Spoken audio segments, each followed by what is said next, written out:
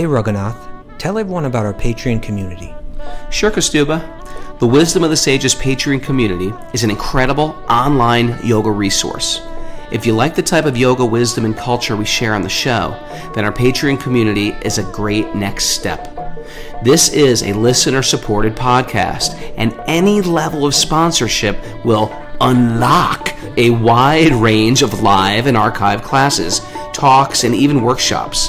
Raghunath teaches, I teach, and we have a host of other excellent teachers on topics ranging from yoga philosophy, asana classes, storytelling, Ayurveda, kirtan, cooking, meditation, and a lot more. We even have an incredible online Bhakti 12-step recovery group. So if you want to check it out, go to patreon.com/wisdom of the sages. All right, let's get it on. Om Namo Bhagavate Vasudevaya. Om Namo Bhagavate Vasudevaya. Om Namo Bhagavate Vasudevaya.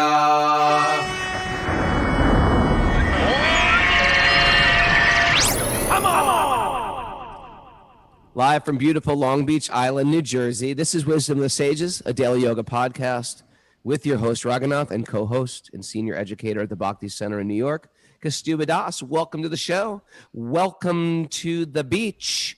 It's questions and answers day, Sleep on Sunday, where we take... you know what happened? We missed questions and answer days yesterday because I was teaching, but we're doing it today. That's what happened. Today's Sunday. Tomorrow we have a day off because... me and Mara are working long, watching fireworks today for July 4th, and we're going to be wiped out early tomorrow morning, and we'll be back on Tuesday. But good morning, everybody. I'm here live. We haven't done a good live, but if you'd like to see everybody, here they are. Wave your hands, people. Woo! We got a whole crew because we're about to do a workshop right after this, and live is my funnest time of all. Kaustubha, good morning. How are you? I'm doing good, Raghu. Good morning to you. Happy 4th of July. Happy 4th of July. We had an ecstatic day this weekend. It was a little bad weather, but today the weather's better. We stopped off at our friend from Cinnamon Snail, that vegan extraordinaire. He's got they do animal rehab, and they've got this very beautiful wallaby that just sort of hops around their house. They're rehabbing it? I think they're fully. He's fully rehabbed. He's good. He's good. He's good now. He was doing bad. He's good. I think they saved him from a zoo or something. No, worse. What's that place called? Outback Steakhouse Kangaroo Burgers. They make kangaroo burgers, and they somehow got him. I don't know if I'm supposed to say that, but they kidnapped a wallaby. They kidnapped a wallaby, and they brought him back, and he's their friend. And Cinnamon Snail was like a food truck, right? Like a vegan food truck. It was like a super popular food truck. It was like, Justin's like, for 10 years in New York City. So anyway, we stopped there. They made this incredible prasad. Want to give shout outs to them. Thank you for taking care of us. And the wallabies. All right. We got an announcement to make, Raghu. If people go to our website, wisdomofthesages.com, they can now sign up for the Sage page. The Sage page. The Sage page. I like that. That's our newsletter, right? That's our weekly newsletter. It means every Monday, the Sage page will come out. It'll have kind of like highlights from the previous week, like takeaways, verses that we talked about, or just different concepts, just a few nuggets there from the previous week, and a little roundup of what we looked at the previous week, maybe a little projection of what's coming up, as well as announcements, all kinds of, like if we're, missing a day or this or that. Like if we miss a day, you need to know about that, and especially you live people. If we're going to have a picnic, or if we're going to... Because Stu was really pushing this picnic. We're going to do this, Mara. So that you can't weasel out of it. Yeah. And or say we're going to do some, live event or whatever it is. Announcements will be there. Who's going to be our next guest for Sunday? All those things will be like there. It'll come out every Monday. That's the idea. So go to wisdomofthesages.com, sign up for our newsletter, and then you're in the matrix. Yeah. Some people that are regular Patreon Zoomers and stuff, they might already be registered.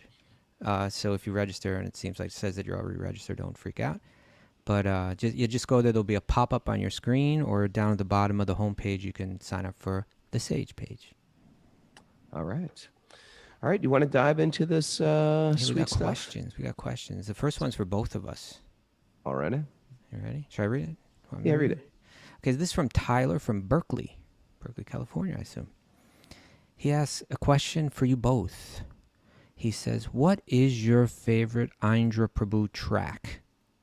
And other than Aindra, what are some of your favorite kirtans to listen to?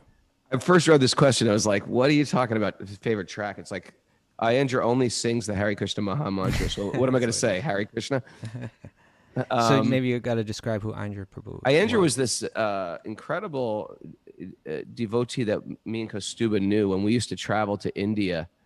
He was American, but he was like older than us, and he fully started acculturated into India. He's been was living in India for many a citizen, years, which was a very difficult thing to become an Indian citizen for American to become, and you'd have to give up your American citizenship, and it was rare to be able to do that. He pulled it off. and he never left, and he started this thing called the 24-hour kirtan, whereas they do kirtan 24 hours a day. It's not just like hymns doing 24 hours. They take shifts. They have teams of people take shifts. But he was expert because he like resurrected a lot of and I think a lot of people did this. They went to India to study these traditional arts of the yoga system, of Ayurveda, of Indian dance, and in his case, of music. And they really resurrected these lost arts almost. Even if they're not lost, they're sort of like fizzling out over time. And you see that happen with language all over the world. If you want to learn like Gaelic or Navajo, sometimes you see Raghunath, the language expert. Raghunath, the linguist. Well, I'm just saying there's stuff that you're not going to know about anymore. Right. You know what I mean? So it's people like him. I look at him as like a pioneer. But what was really special, what his very, very intense moods of devotion, and he had a real cult following, and that music, because we lived in the ashram, you and I, when we'd go to India, it'd always be in the background. It's almost like the soundtrack for our monk life. So whenever we hear things, I can't even really name a track, but back then there was no CDs. There was just, he released some cassettes. What were the name of those early cassettes? Vrindavan Mellows. And Chintamani. Chintamani, yeah. Chintamani. So yeah, if you can find those on YouTube or I think you can find them on Spotify. But as far as I love the fact that yoga culture has this idea of soundtrack. Our minds need a soundtrack because there's a lot of noise that goes on the regular soundtrack of our consciousness. Sometimes, I mean, I know in my own head, I've got like about 28 songs on rotation, like that are just from my childhood, and they just pop up every now and then. And I'm singing something from, a show tune. Justin knows how many show tunes I got a lot of show tunes in my head. Yeah. Songs from TV shows, Christmas songs, something like that. So the idea is that our consciousness, whatever we got in there, sometimes it's cool, sometimes it's weird, sometimes it's degrading, sometimes you put these mantras in your head and they start to scrub the consciousness. And that was the idea. It's a culture meant to support our yogic lifestyle, which is a lifestyle of raising the bar. So I like lots of musicians. I love Gauravani. He's one of my favorites. Karnamrita Dasi. Maybe Mara can put these on the board. I love Madhava Prabhu. I love Jagjit and Chitra Singh. Jagjit and Chitra Singh. I listen to them every day, practically speaking. I love the George Harrison record that he did with the very early Krishna devotees called Radha Krishna Temple, which you can get on Spotify. It's one of the most incredible records of all times, I find. And I play it. I can hear that thing every day. And those are some of my big ones. What about you? Okay. Well, yeah. Well, again, when it comes to Aindra Prabhu, he did have those recordings that he did that, like that were kind of like formally, kind of produced. But honestly, those never, for me, because I was so used to experiencing his music live, somehow those never worked for me. Like they're beautiful, but I like to listen to his live recordings. It just feels, the studio ones feel different to me. So any live recording of Aindra Prahbu, I really recommend people check this out. His name is spelled Aindra, Aindra. And if He's a you, spiritual madman.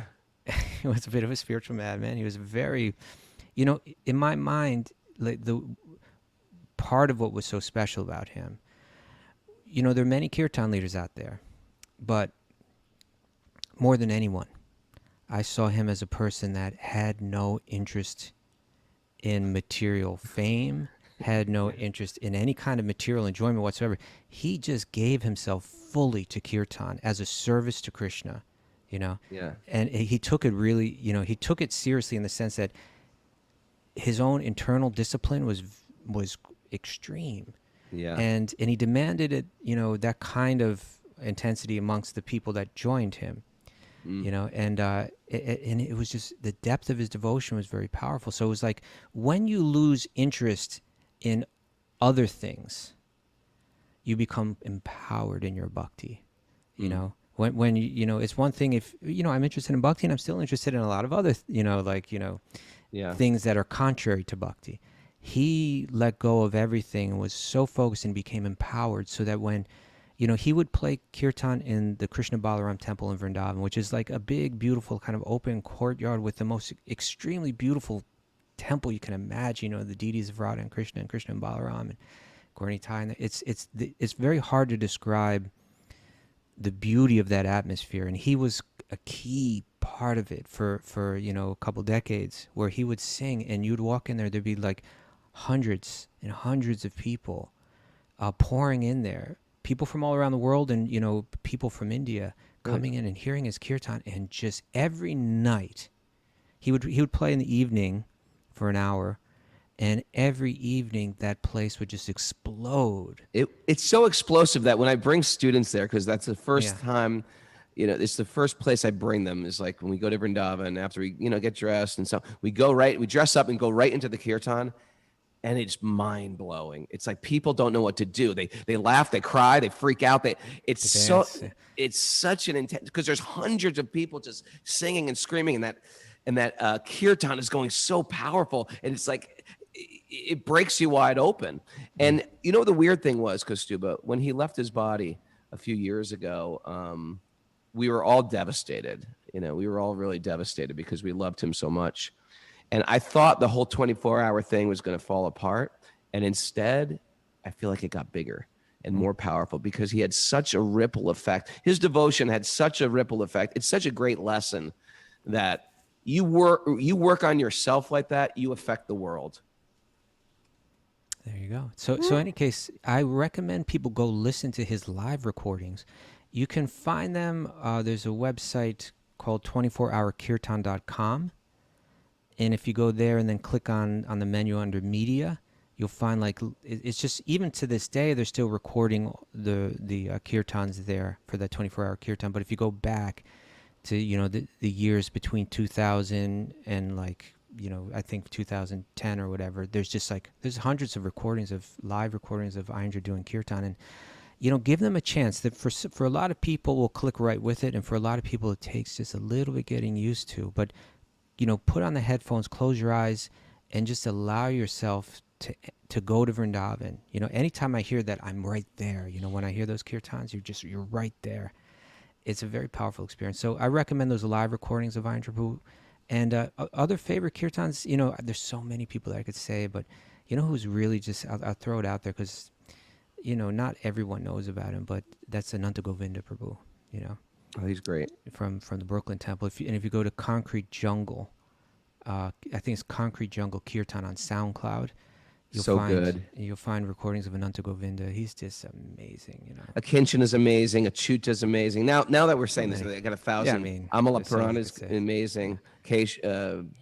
Kirtan Premi is amazing. These are all sort of like unsung heroes, Yeah. You know what? Want to hear something crazy for the hardcore fans out there? There's always some hardcore fans listening. I played Aindra for Lyle Preslar from Minor Threat.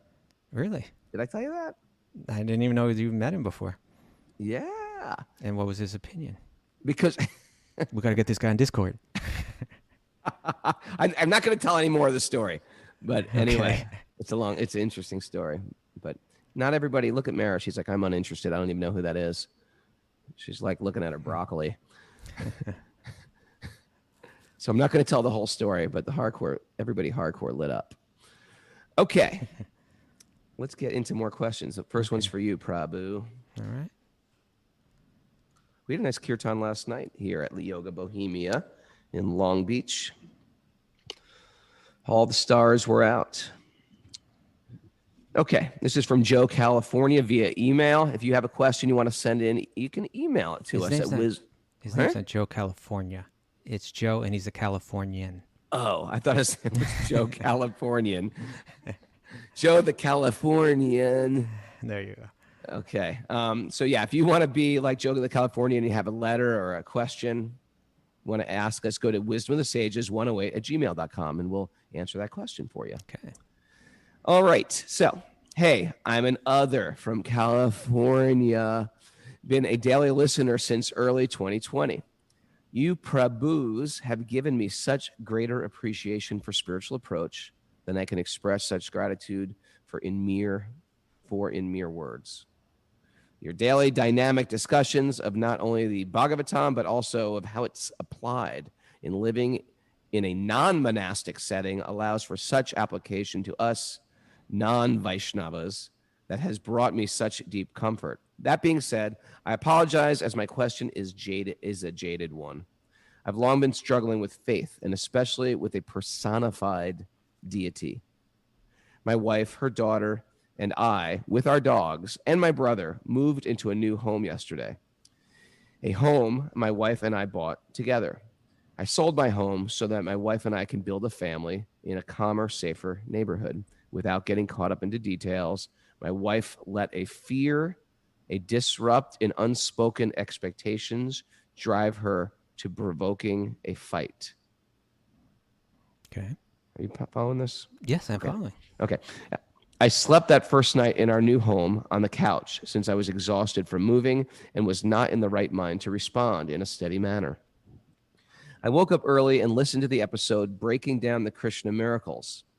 When my wife finally awoke, I went to address the issue, but she was still shut down and the fight erupted.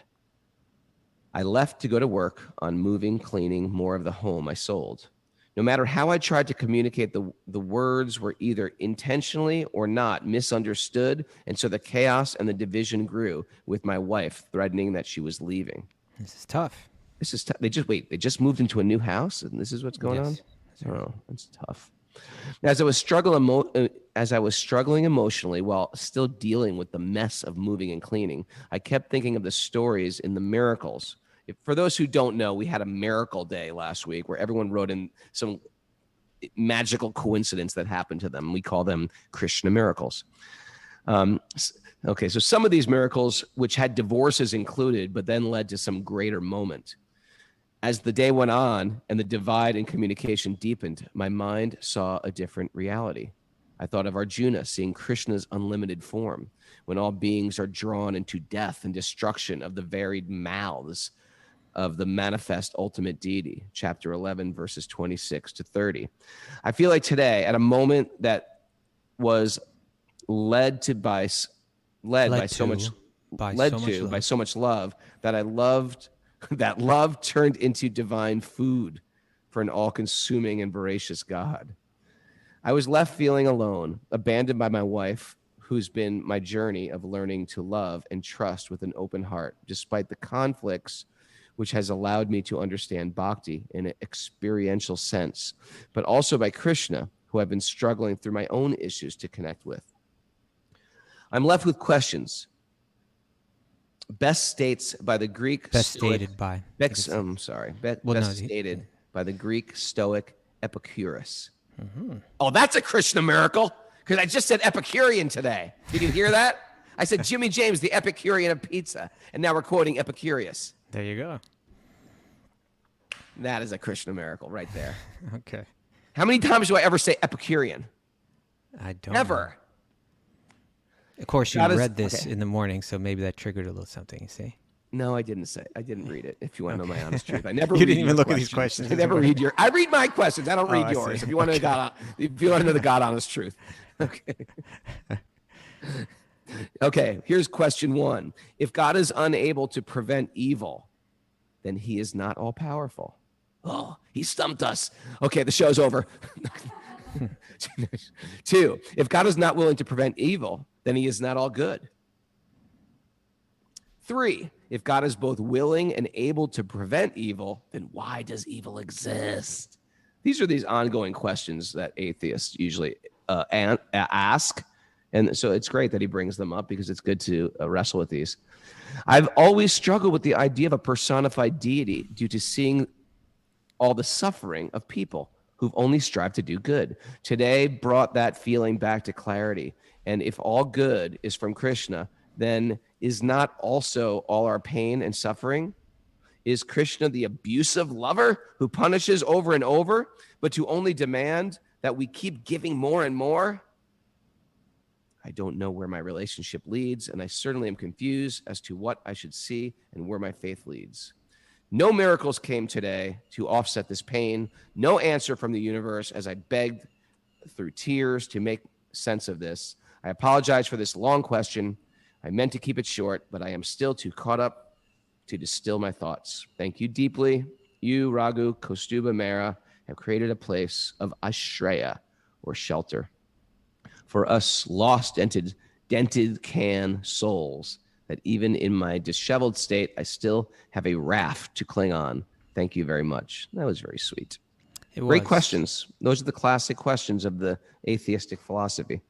Yeah, and so I appreciate Joe opening up, and I sympathize with the situation. It's hard, moving a home is just like one of those things that's hard to do, and you go into it with the hopes that that life is going to get brighter. This is a move that we want to make, and when we make it, things are going to be better. And then when one puts all their energy into it, and there is so much energy put into moving, and then you get there. You get to that other side of that fence, and then suddenly the grass isn't as green as you expected it would be over there, and some problem of some other sort comes up, and it can, I get the feeling, it's deflating, and it can be challenging to one's faith, and so Joe's opening up and sharing that, and I appreciate it. Now, he's dealing with this Epicurean, question about, if God is omnipotent and God is good, then how can there be suffering in the world? The idea that, like I say, a good or compassionate God that's simultaneously omnipotent, that such a God exists, and that still sometimes we suffer in this world, that this is not like an irreconcilable kind of ideas. But our emotional states can cloud that, right? It's not that there's... well, let me share like an analogy. You ready, Raghu? Ready, sir. Okay, let's say, I bring Raghunath to a baseball game. And we get in there and we sit down. And then Raghunath, we're ready to enjoy the game. And Raghunath looks at the scoreboard, and it says right off the bat that like one team's got 5 points and the other team has 0. And there are different conclusions that Raghunath could come to at that point. Like, hold it, what is this? One team has 5 and the other team has 0. This isn't fair at all. There must be no rules to this game. There must be like no order behind this. There's no umpire. There's no official authorized scorekeeper or rules. How could one team start off with 5 and the other team with 0? Or maybe there's another possibility. Maybe the scorekeeper is biased, right? He's cheating. He's unfair, you know. Or maybe the scorekeeper is being influenced by a more powerful force. Like maybe like the guy that's working that like scoreboard, like someone's got a gun to his head and say, you better put 5 points for my team, right? Yes. I like this analogy, Kaustubha. Okay. Gun to the head of a scorekeeper. Well, like the first possibility, like there's no rules to this game. Sure. It's just like totally random. That means like there's no God, right? Or the other one is like, the scorekeeper's not fair. Like they're giving more points to someone else. Or, if the scorekeeper is fair, then it should be even, right? Or the scorekeeper may be influenced by a more powerful force. That means God's not omnipotent. There are more powerful forces than God. But there's a fourth possibility. And that is that this isn't the first inning, that we've walked in the middle of the game, right? There you go. That there's been some, this game has been going on for a while, and what's on the scoreboard is reflecting something coming up from the past.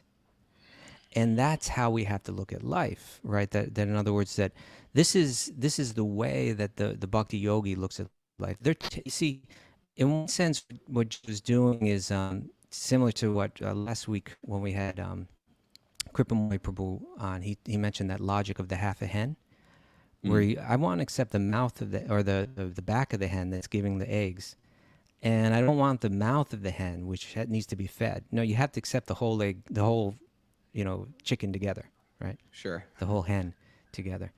And so similarly, like by accepting that Krishna exists, he's accepting the teachings of Bhagavatam and Bhagavad Gita and so on. Saying, it seems to me like Krishna is like this, but he's like this almost like, how did he describe him? Voracious, he's just getting off on my suffering, But if you're going to accept that, then you have to accept the entire teachings that are there, which, explain the nature of who Krishna is and what his personality is like and so on. So, a really great source, a really great verse to read on this is verse 529 from the Bhagavad Gita. You know that one, Raghu? Yahisham sparsha jaboga dukkha yunaya evate. Is that it? No, 529. Last verse in the fifth chapter. 529. You got it, Raghunath. I knew you Come got this. on. Give me a hint. First word. Bhoktaram. Bhoktaram yagitapasam sarva loka maheshwaram surya sarva bhutanam. Yapamam shantam richati. Srila Prabhupada, he called this verse the peace formula. Right? He said, because the last verse, this is the verse. It says, Bhoktaram yagna tapasam. Yagna means one's sacrifice, all of one's efforts, all that one gives, all of one's offerings.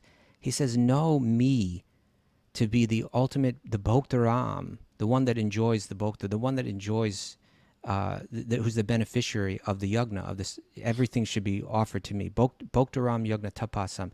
Whatever austerities that you do, whatever you offer in life as a sacrifice, it's meant to come to me. Okay, well, that sounds like that voracious God that Joe is fearing here, right? And then he goes on. Then the next line is Sarva Loka Maheshwaram. It means Sarva Loka means like Sarva means all, and Loka means like you could say it means the planets or all the worlds, right? And Maheshwaram, Ishvaram means the controller, and Maheshwaram means like the supreme controller. Like he's the supreme controller of all the planets and all the devas of those planets. So that means omnipotent. He's like the all-powerful one. But then it says Suridham Sarvabhutanam. But he's also the Suridham, the Surit. He's the dear friend of Sarvabhutanam, of not just Bhutanam, of the people, Sarvabhutanam, of all living entities. Right?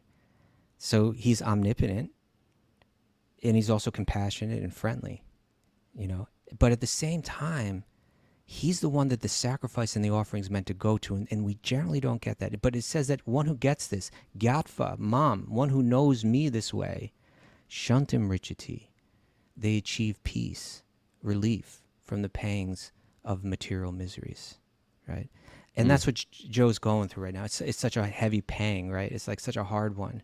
It's a super pang. Yeah, it's like it's really tough, and so this is my advice. This what I'll say is like how the Vaishnava, how the Bhakti Yogi looks at all of this, is they're not doubting any of those lines, right? That Krishna, in one sense, everything's meant to be offered to him.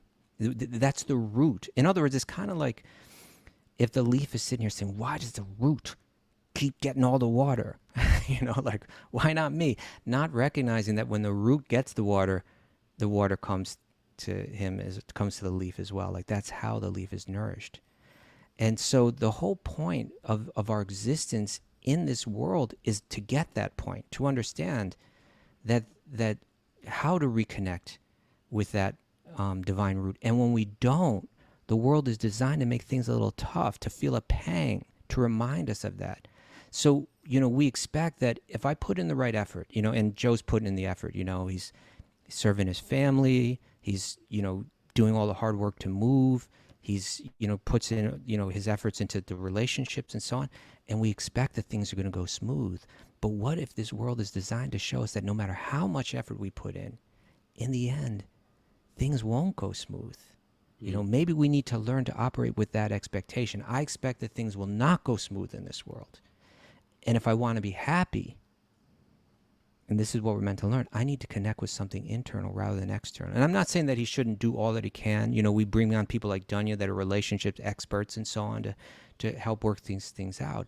But in the end, even if you do work everything out, and I hope that everything works out smooth, and I hope that this move, that you get over whatever obstacles are in the way there. But in the end, death comes along too, and takes it away. So what are we judging Krishna based on? Like, as long as you give me smooth family relationships, you exist, or you're good. And if there's trouble, then there's not. The idea is I need to connect with my internal self. And this world is designed to keep reminding me of that. And I need to do the hard work. I need to dig deep in order to do that. So, all the great yogic and spiritual texts, they inform us that there's a state of awareness that's beyond the suffering that we experience in this world, beyond the kind of things that you're going through, but that to get there, we have work to do. So we have to ask ourselves, if life always went smooth, would I dig deep into myself? Would I do the hard work of examining the patterns in my mind and the behavior, my patterns of behavior, and would I discipline myself so that I would change and become a truly, deeply kind person myself, a truly deeply loving person myself, right down to the core? Would I root out every bit of selfishness that's in me so that I could become, like a vessel of divine love? Or would I get lazy?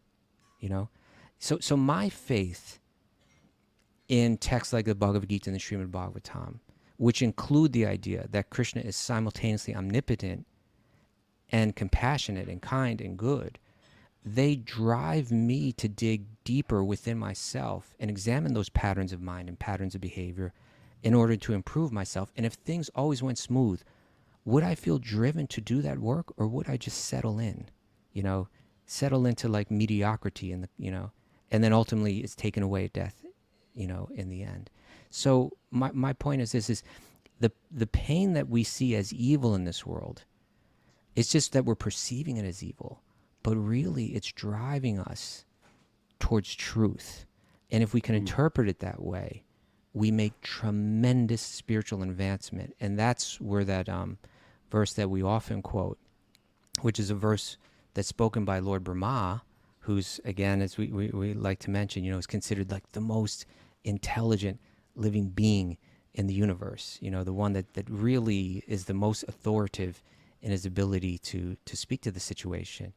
And that is that verse, Tatenu kampam sushamukshamanaha, that like those who, while going through these struggles in life, while going through these painful and difficult experiences, they say, this is coming to me. It's not like the scoreboard's unfair, that, the refs are unfair, or there's a more powerful influence that's preventing fairness in life. But it's that, no, there's a background. Right, what I'm looking at right now, I'm stepping into the middle of the game. And I can recognize that the reason why the scores come up like this for me right now is because of the previous innings and how I've played in those innings. So this is my own karma coming back to me. I accept it, and I continue with faith that Krishna is the Suridam Sarvabhutanam, that he's the kind, loving, compassionate friend of every living being. I offer my heart to him. And it says that one that can do that, they'll begin to grow from all of these difficult circumstances, to become better people, to become those vessels of divine love. And it says, for one who does this, that mukti pade swadhyabhak, that mukti, the liberation, freedom from all suffering, becomes their rightful claim. I love that verse. It's a great verse, right? You become bitter, you become better. There you go. Right?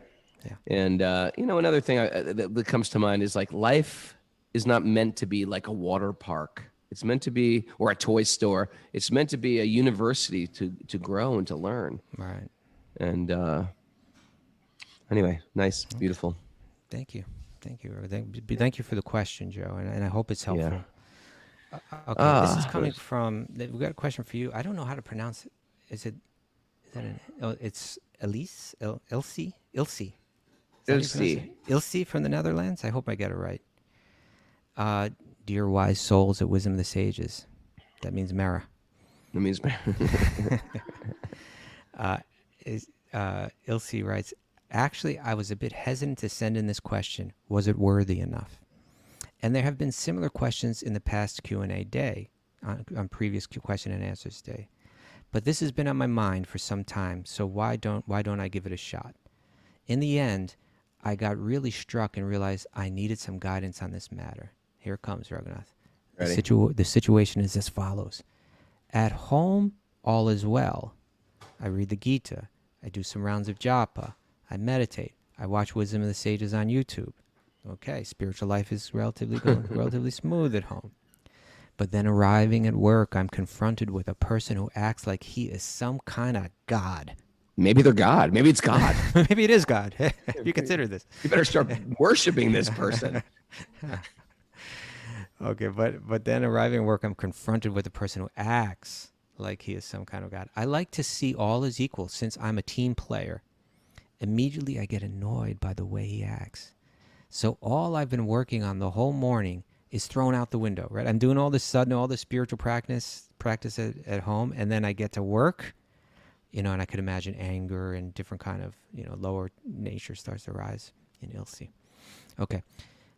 So the real question is how to behave in this person's presence. I really want to change my ways towards the mode of goodness and not try to worry about such a person too much. But it's so hard not to fall back in my old ways. How can you train kindness and patience in this situation? Because I didn't choose the path of love for nothing.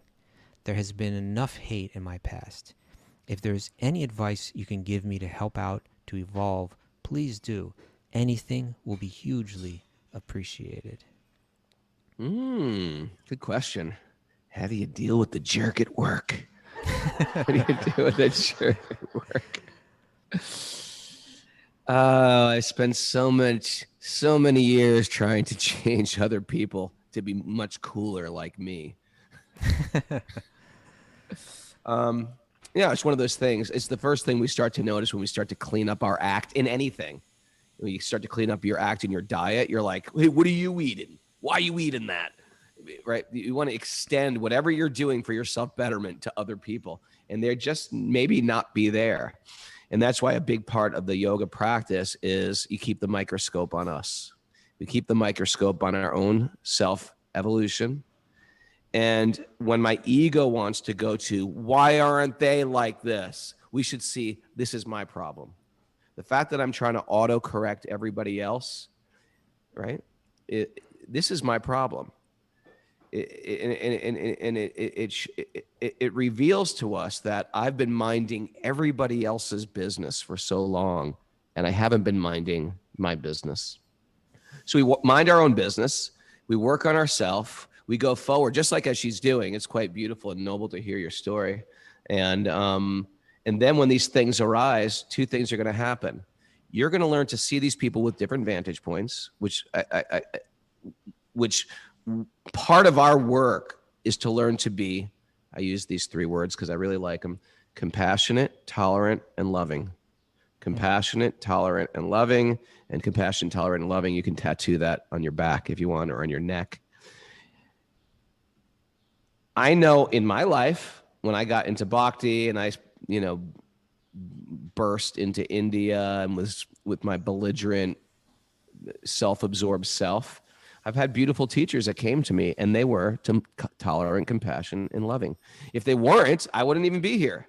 But they just tolerated my nonsense, tolerated my big mouth, tolerated my arrogance, and were compassionate. Meaning they extended something, not asking for anything really in return. They extended something, and they were loving. They treated me in a sweet way. Sometimes the loving was correction, but it's our job as people practicing spiritual life to do that to other people, even though they come off aggressive or rude or out of control. there is a certain line, and I know Kaustubha does this too. There's a certain line where you just tolerate people. Then at a certain point, you cross the line and you realize these people are just too much. And that's when you have to start making major adjustments, not to their life, but to your life. You don't have to say, listen, I got to talk to you. You better change. No, it's I have to like leave this situation. So I do everything I can to act in a kind, committed, tolerant, loving, compassionate way.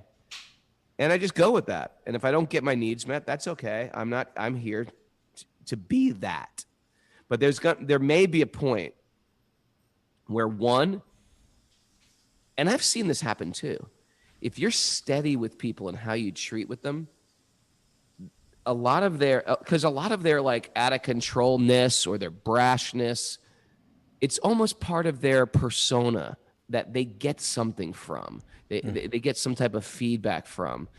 And if you don't go there, but you're just steady and to the point, and it cracks them a little. In other words, you have to go beyond like being reasonable.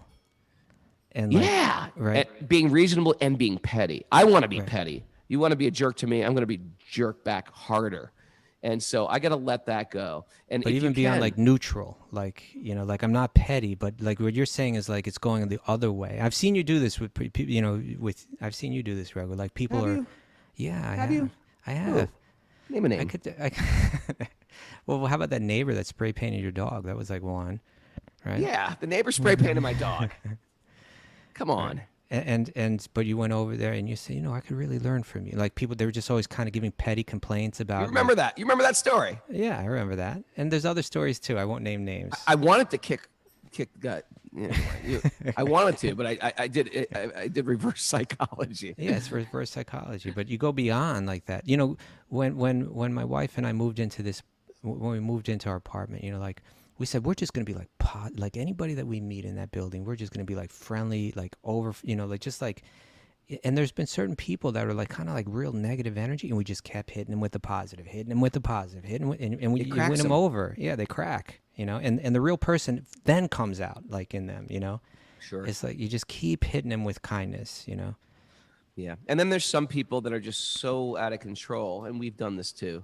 I've seen us both do this. We're like, this person, we just have to keep a distance from this person. Yeah. That happens. But I find more than not, people are cool. They just have thicker shells. Some have thick shells. Yeah. It's only a few I have to really sort of like block this number, or you know what I mean, from my life. Yeah. So anyway, that's what I say. We work on ourselves. I know. It's hard. It's hard, especially in the Netherlands. No, the Netherlands. Thank you for writing, Kaustubha. I got one for you. All right. Now I have a hard stop today because a bunch of people were doing yoga and some satsang and some stuff like this. So this is from Evan or Even. Even straight. Even straight. Evan straight. Even straight. That Well, doesn't make one sense. word. Evan. You know, the people on Discord, they use code names, so I don't even know. All right. It This might is not be his Discord. Yeah. name. This is Discord. If you're not familiar with Discord, we have our Patreon group has a whole Discord thing, and they communicate all day long, and they've got a whole bunch of friends on there, and they have little different things like Ayurveda, cooking, questions, etc. So people can write questions through the Discord group too. It gets priority service for questions. Hello, I'm an other. An other means they're not watching live on Zoom, and most of our people are others. You know, we got about 10,000 downloads a day, and about 100 people on Zoom, a little bit less, a little bit more. So most people are out there are not Zoomers, they're others. Occasionally we have some livers like we do today. Right. Hello, I'm an other. I'm curious if you have any examples of connecting to Krishna's personal energy and impersonal energy in our daily lives. Are the trees and the grasses impersonal? Or are they personal? Or are they both? How can I see personal energy? Is that even important for me to see? Many thanks. Your show and the Srimad Bhagavatam has casually changed my life. I've never heard that before. It's casually changed my life. Maybe it means gradually. Well, he said didn't see it coming, but I'm loving it. So maybe that's, yeah, like it kind of snuck up on it. It's insidious. It sneaks into your life, and then all of a sudden, I can't stop thinking about sweet baby Krishna. Okay, so thank you, Evan Straight. I'll say Evan Straight, although maybe even straight. So good question, very good question. It gets right to the basis of like what we call spiritual knowledge, or again, like something I've been harping on a little bit lately. But we talk about spirituality. Well, what does that mean? People generally people are so vague when they're speaking about it, right? I'm not religious, I'm spiritual, or Right. whatever it might be. We hear the word spirituality, picture some kind of new age shop and crystals and things like that. But really, what spirituality, what it has to do, spiritual knowledge, it's based on spiritual knowledge, and that means seeing spirit and understanding. And to do that, you need to be able to discern between what is matter and what is spirit. And so this question is getting to that. And for an answer to this question, we can go to the 7th chapter of the Bhagavad Gita. And the 6th chapter of the Bhagavad Gita, it ends, it's a description of a path of yoga, the Ashtanga yoga path, which Krishna is describing as you wander off alone. You go off, you isolate yourself like out in the forest, like the yogis do. You sit down there all alone. You control your mind, and it's a celibate lifestyle, and it's a isolated lifestyle, and it involves intense mental discipline. And Arjuna hears this description, and he turns to Krishna and says, "I don't think I can do this." And he says, because the mind is more difficult to control than the wind. And he's kind of reaches a point where he's a little bit, losing hope. And Krishna says, "Don't worry about that, Arjuna." Because he says that yoginam api sarvesham, of all the yogis, madgaten antar atmana, that one who's connecting to me, surrender to me, meditating on me deep within themselves, antar atmana, shraddhavan, with faith, bhajate yomam, worshiping me with faith and with love. He says that what is the yoginam api sarvesham madgaten antar atmana, shraddhavan bhajate yomam sme yukta tamo mataha. That person is the most connected in yoga. That is my opinion. And so that's how he ends that. It's not only the ends of the 6th chapter, but it ends the first part of the Bhagavad Gita, the first third of the Bhagavad Gita, the first 6 chapters. It's a changing point. That by thinking of Krishna always, by bringing one's mind to Krishna always, that's the greatest yoga. And so then the question is actually, well, how can I do that? How does one practice that yoga? And Krishna begins the 7th chapter by saying, just hear from me how by practicing yoga in full consciousness of me, with mind attached to me, just like he said in the previous verse at the end of the 6th chapter, you can know me in full, free from doubt. And so he begins the teachings of that chapter by talking about the difference between matter and spirit. Or Evan Straight is saying, or even Straight, whatever it is again, he's saying that he's using the terms personal and impersonal energy. You could say that, or you could use those terms, or you could say matter and spirit, same thing, right? Spirit is personal energy, and matter is impersonal energy. Commonly the terms used are prakriti for the impersonal or material energy, right? It means it's not conscious, it has no awareness, and the other feature of that energy is that it's constantly shifting and changing. Whereas the personal energy, commonly called purusha, which literally means person, is conscious, it has feelings, it has awareness, and it never changes. It always remains in that state. So Krishna begins and he says in text 4 of chapter 7, earth, water, fire, air, ether, mind, intelligence, and false ego. Altogether, these 8 constitute my separated material energies. He uses the word prakriti here, right? That's the material energy. That's the impersonal energy. And then the next verse, he describes the spiritual energy. He says, aparayam itastfanyam prakritim vidime param. Now I'm going to describe to you what's beyond that. It's also prakriti, it's also energy, but it's param. It's a superior energy, right? So he says, there's another superior energy of mine. This is the personal energy. He says, which comprises the living entities, the souls, us, right? Who are conscious, aware. Superior because we have awareness, we have consciousness. And he says, and who are exploiting the resources of this material inferior nature. So that's our tendency. We're composed of a superior energy, of personal energy, but we get caught up trying to exploit the material impersonal energy for our enjoyment, and that's where we lose it. That's where we miscalculate everything. Hmm.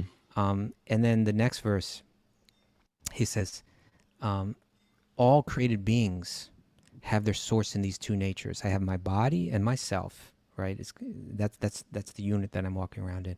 And of all that is material and of all that is spiritual in this world, know for certain that I am both the origin and the dissolution, right? It's all his energy. And then the beautiful verse, text 7:7, Mata paratram nanyat kinchid asti dhananjaya Mayi sarvam itam protam sutre mani gana iva. That he says to Arjuna, there is no truth superior to me, and everything rests upon me as pearls are strung on a thread.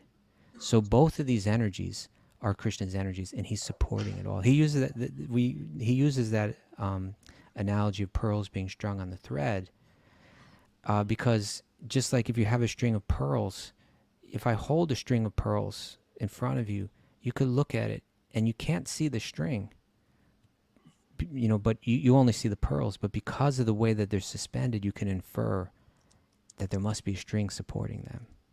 Like and that. So similarly, when we look at this world and when we see how it operates, and if we're a little bit attentive and we don't mix in our hang-ups, our personal hang-ups, right, then we can see how the planets rotate in their orbits, see how the human body, heals itself, see that the seasons and their change and the spinning of the earth, and look into nature, and we can understand there has to be a string supporting it, right?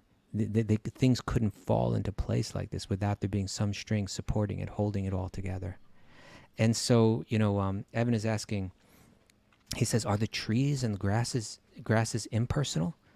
Are they personal? Are they both?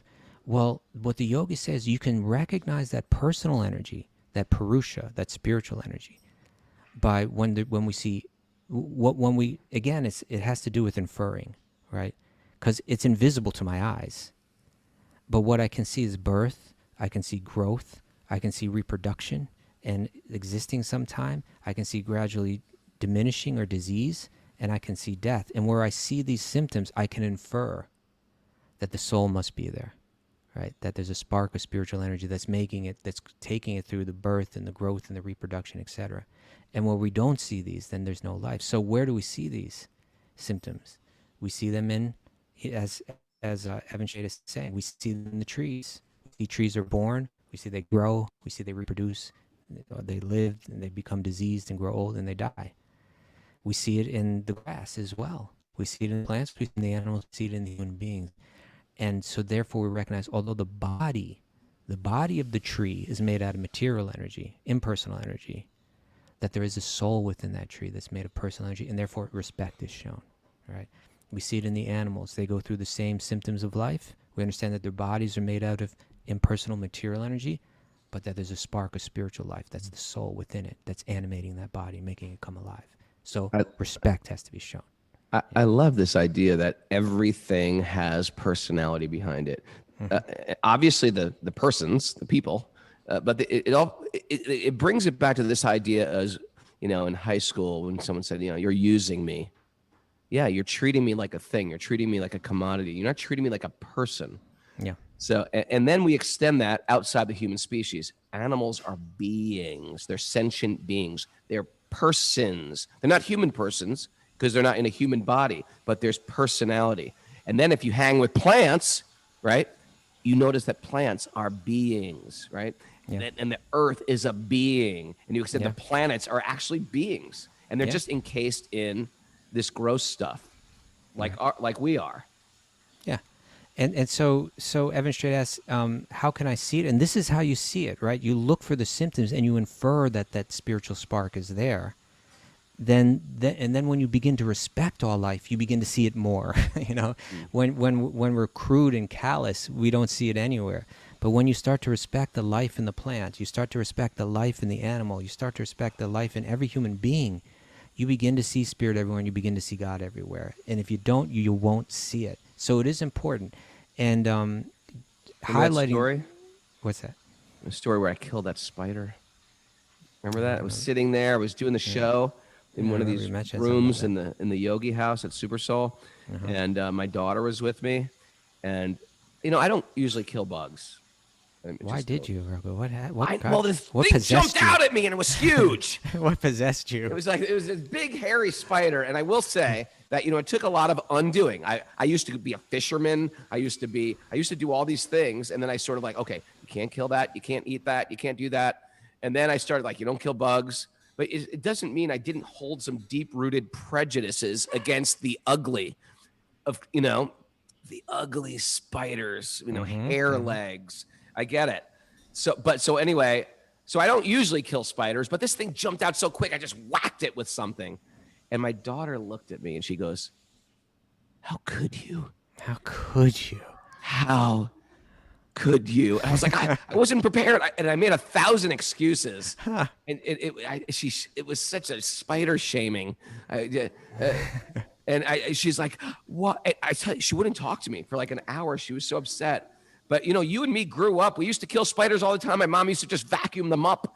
But it was then we have to undo this stuff. So yeah. So when you my wife, sometimes there's a spider web, she won't even remove the web. I'm like, come on, get rid of the web. No, you spent a lot of time on this. That's why I was going through all those webs in your apartment. Where am I? The Addams Family house. But yeah, so it's a great question, and yes, it is important to see this. As a matter of fact, it's all important to see this. Life is designed, and this world is moving so that we'll see this, so that we'll see the spark of spiritual life in every living being, and show it respect, and ultimately show it love. And so that's highlighted in another really important verse 518 of the Bhagavad Gita. Vidya vinaya sampane brahmane gavihastani shuni chaiva srapakecha pandita samadarshana. That the humble sages, by virtue of true knowledge, right, real knowledge, this is what spiritual vision is based on, this true spiritual knowledge, they see with equal vision. It's called samadarshana, equal vision. A learned and gentle brahmana, meaning a very refined and cultured person, right? A cow, an elephant, a dog, and even an eater of a dog, a person far less refined in their behavior and their upbringing and so on. So it's saying that regardless of a person's species, right? Because the dogs are people, the cows are people, the elephants are people, the humans are people. Regardless of the species of the person, one can understand that one can respect and ultimately love the soul that's within. And that's called spiritual vision. And that is the panacea for all the different troubles that plague us, right? That plague us on the level of our society, or even on the level of individually. It's the spiritual vision that is the cure. Don't whack them like I did with that poor spider. Thanks, everybody, for joining us. By the way, I'm going to be in Beaver, Pennsylvania, and Pittsburgh, Pennsylvania, sort of last minute showing up in your town. So if you're from the area, it's going to be at Yoga Factory and the Sangha Center. And is that music playing, Kaustubha, or did I just surprise you? No, you want me to get it? Yeah, we got to go, man. It's 9 o'clock. It's 9:01. These yogis are losing their mind. They're banging the things. Thanks, everybody, for joining us here live from Long Beach Island. We're have a day off tomorrow. Oh yeah, good point. You see, that's the kind of announcement you'll get, right? You won't have to get it last minute, but you'll know Monday's a day off. Sage page, sign up at wisdomofthesages.com. And tomorrow we are off, so we'll see you Tuesday morning, 5 a.m. back at our normal time. Looking forward to it.